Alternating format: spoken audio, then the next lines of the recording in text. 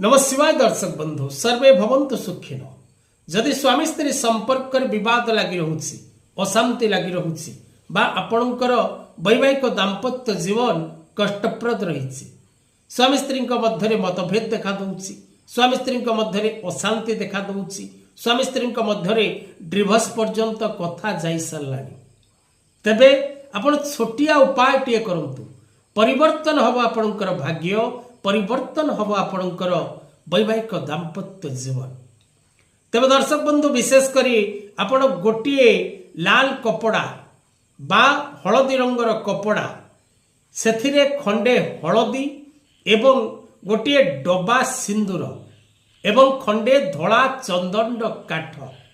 ए तीनोटी खंड हलदी खंडे डबा सिंदूर एवं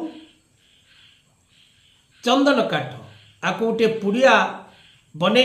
आपण विशेषकर निज पूजा घरे रखंतु एवं प्रत्येक दिन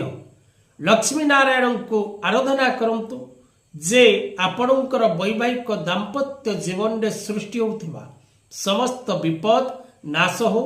आपण को वैवाहिक दाम्पत्य जीवन रे सुख एवं